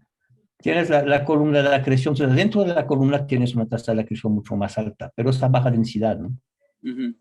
Luego esta materia se inyecta, se mezcla con la corteza y esta ocurre a densidad de 10 a la 11 gramos por centímetro cúbico. Es muy profundo, ¿no? Entonces, pero vas a tener esta tasa de acreción, ese material va a darte bursts pequeños y luego super bursts y cosas así, supongo más frecuentemente produciendo el material que necesitas para el hyperburst a una tasa mayor, ¿no? ¿O no es lo que se observa? Lo que tienes que ver es qué tanto tiempo vas a tener para empujar el material a esta densidad, ¿no?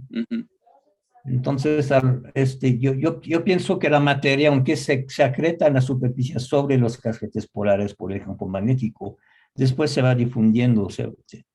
No puede en la superficie de una estrella, ¿no? El material tiene que diseminarse. Pero el campo magnético es bastante más pequeño en esto, ¿no? Entonces, no sé qué tanto sea la concentración de material en los polos magnéticos. Bueno, en las que estudio el campo magnético es muy débil, entonces allá no tiene casi ningún efecto, ¿no? Pero sí, no hay más allá puede ser 10 a la 12 Gauss. Okay. Pero no creo que vas a concentrar la materia muy profunda, porque la explosión está a la 11, ¿no? Entonces yo creo que no, ¿eh? Ok, y mencionabas, estas son explosiones termonucleares, pero hace rato nos describías las picnonucleares.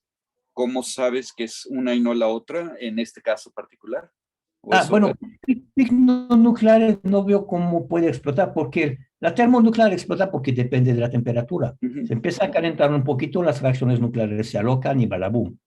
Ok. Pero la picnonuclear no depende de la temperatura, porque aunque se caliente no pasa nada. Ok. Y entonces tienes que estar fuera del régimen. De hecho, las últimas figuras que les enseñé le falta algo.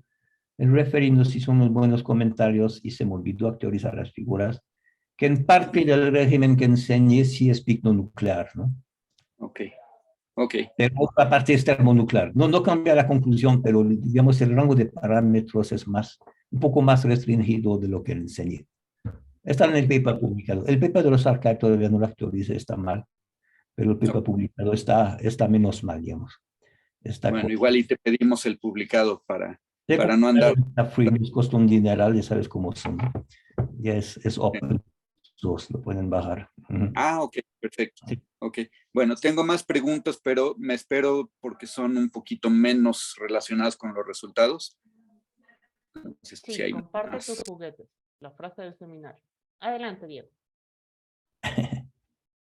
¿Qué onda, Dani? Gracias. Oye, yo tengo una duda súper sencilla. Entonces, estas épocas de acreción, no acreción, ¿en cuánto tiempo el disco de acreción se consume? O sea, porque, o sea, el primero pues es, ¿no? De la estrella donante, cae al disco de acreción, deja de haber esa acreción hacia el disco donante, pero luego el disco donante tiene que desaparecer en un tiempo viscoso. Sí, bueno, bueno, hay de todo, ¿eh?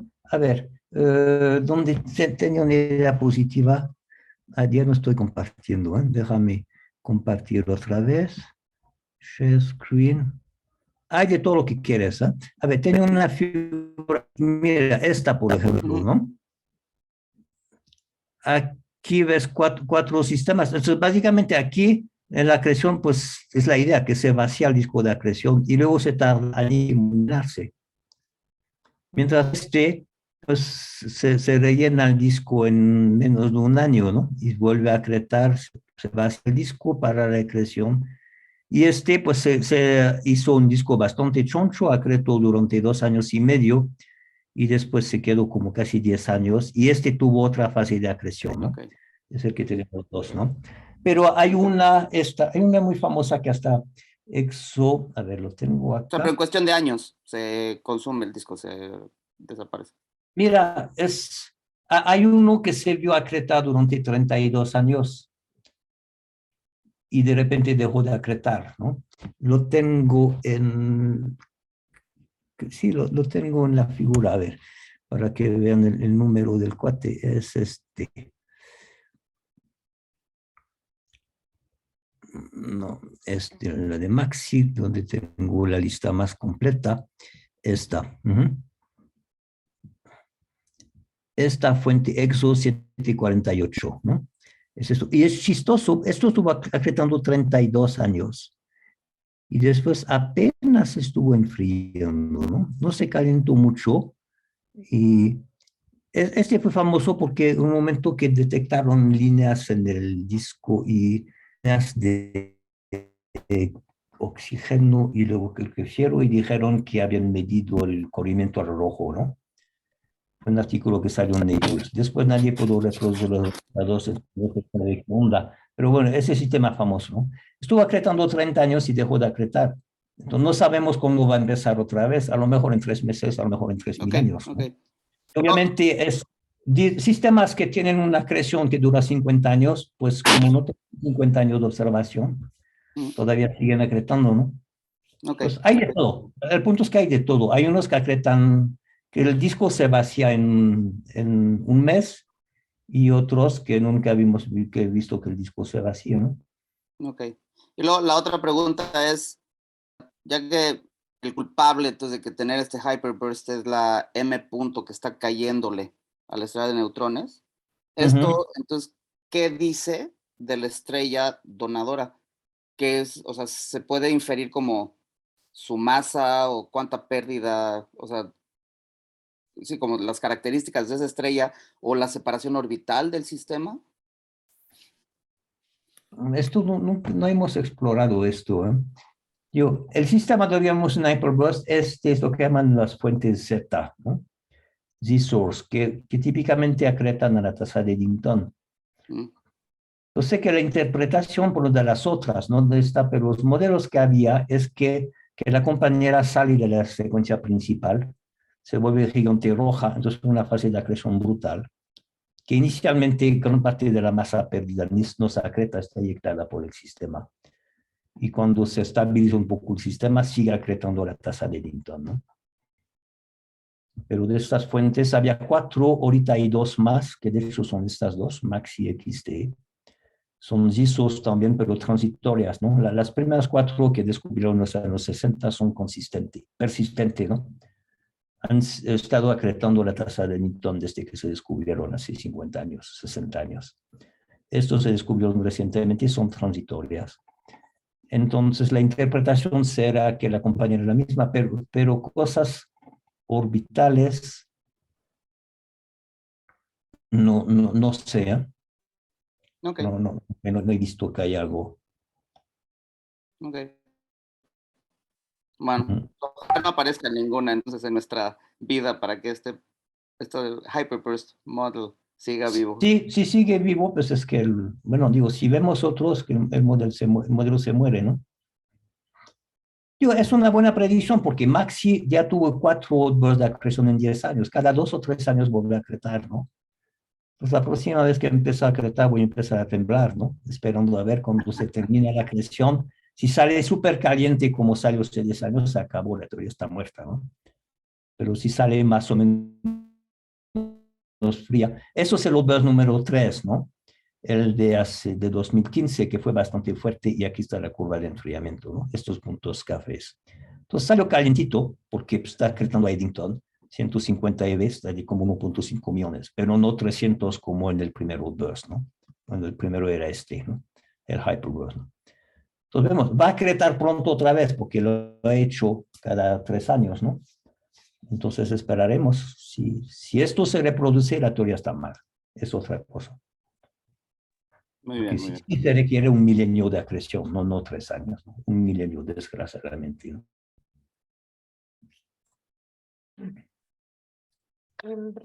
Aldo, primero, por favor. Hola, Dani. Justo con lo Hola, que preguntaba Diego, ¿importa entonces qué tipo de compañera tengas, qué tipo de material está pasando a la estrella de neutrones para que tengas reacciones distintas o no? ¿Comportamientos distintos? Si la enana blanca es más de carbono, de oxígeno o de helio, ¿cambian las cosas? yo creo que en los casos que acretan una blanca, sí es helio que está acretando, ¿eh? ¿Helio? Ok. Porque son de muy baja masa, ¿verdad? Sí, probablemente pues es solar o tipo solar, ¿no? Ujú. Si le quitas los metales o no le metes los metales, no tiene mucho efecto, ¿no? Bueno, Si acretas puro helio, tampoco porque, digo, no tendrías fusión de hidrógeno por ciclo CNO, pero la fusión de helio te va a producir carbono y arrancar el CNO también, ¿no? Entonces, el quemado a baja densidad, no creo que la composición química de la compañía. Pregúntale a Yuri. Yuri sabe más de esto. Luego le pregunto entonces. Gracias. Sí. Gracias, Dani. Pues más importante la tasa de acreción que la composición química inicial, ¿no? Vale. Ok. Enrique, una pregunta. Condénsala.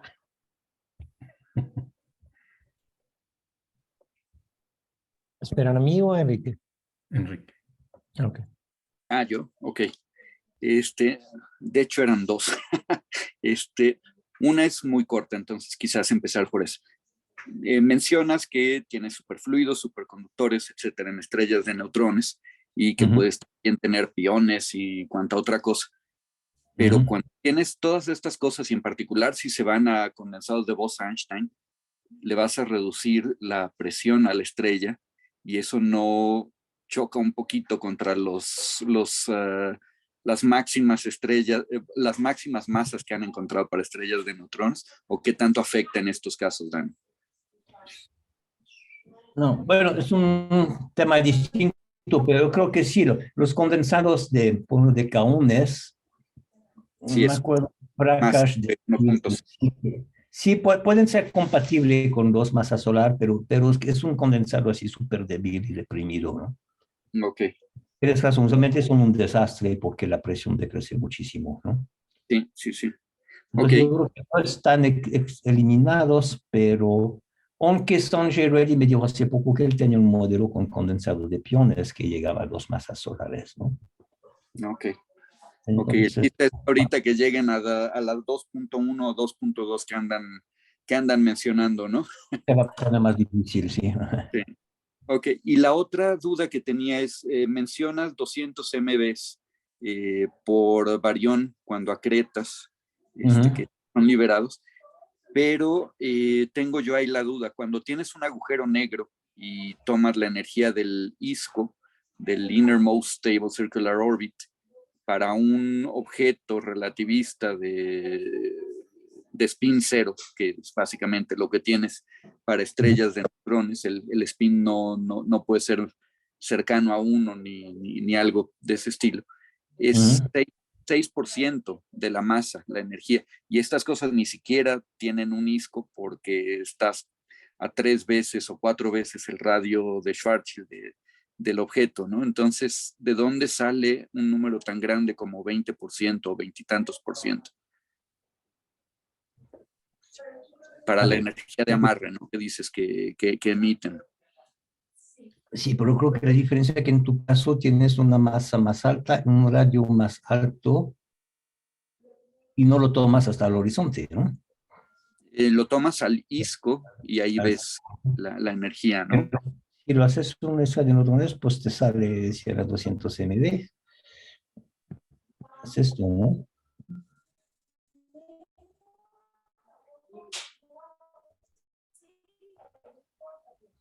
Ok, Es la le voy a energía, echar un pues, ojito porque lo no tomas me... hasta el cisco o hasta el, no, hasta el borde interno del disco de acreción. Sí, que es precisamente el ISCO, pero aquí no tienes, aquí estás en la superficie de la Ujú. estrella, ¿no? Porque el ISCO va a estar entre 2 y 3 radios de Schwarzschild, dependiendo de la marginalmente estable o la Sí. marginalmente ligada. Entonces, es más o menos como la superficie de la estrella. Entonces, pues esperaría yo un 6%, no un veintitantos por ciento.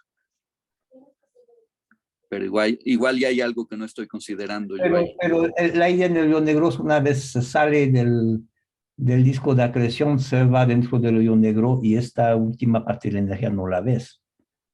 Mientras el estrella de neutrones, la energía se libera en la superficie, no se puede ir, ¿no? Mm. Pero es posible, como digo, que 50% en el disco y 50% en la superficie. Sí, no, en el disco me queda claro, de hecho me queda claro que cuando hablan de las luminosidades y el límite de Eddington no están tomando en cuenta casi nunca lo que se está radiando por el disco a radios más grandes, pero me saca un poquito de onda este 200, entonces igual y le echo un ojito a ver de dónde Este de es dónde. numérico, esto, yo creo, bueno, no tiene efectos relativistas aquí, pero se pone peor, ¿no? No tiene pierde, ¿no? Sí. Digo, con la relatividad va a cambiar de 20 y 30%, no va a cambiar de un orden de magnitud. Bueno, ok, perfecto. Eran mis dudas, Dani, gracias. Muchísimas gracias, Dani, sobre todo, muchas gracias. Y no sé, más preguntas, comentarios. Es que ya nos alargamos un montón. Y a mí al menos, por ejemplo, desde que Dani menciona la pasta, yo quiero lasaña y espagueti. Entonces, pues podemos irnos a comer. Muchísimas gracias a todos. La siguiente semana tenemos a Verónica Vázquez, que está haciendo su doctorado y hace cosas de estrellas de cuarzo. Entonces nos va a hablar un poquito de lo que está haciendo, ¿no? Alumna de William. Entonces los esperamos la siguiente semana. Cuídense mucho. Muchísimas Vale. gracias por venir.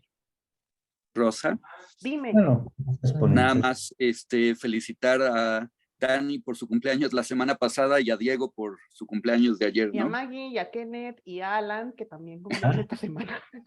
Perfecto. Emocionante. Felicidades a todos. Felicidades a Felicidades todos. a todos. Entonces, Agosto Felicidades. es el mes de altas Sí, energías. sí, todos los astrónomos en diciembre, los papás de los astrónomos en diciembre tuvieron Nochebuena. En fin. Todos Leo. Ah, sí. Debe haber algo de hiperastrología, ¿no? Sí, sí, frío, frío y ganas de tener cariño. En fin. En altas energías hay correlación entre tu fecha de nacimiento y tu vida. De hecho. Pero sí, muchísimas felicidades. Entonces, nos vemos la siguiente semana. Muchísimas gracias por venir. Bye. Sale. Gracias por la invitación. Ok, Saludos. chao. Nos vemos, chao.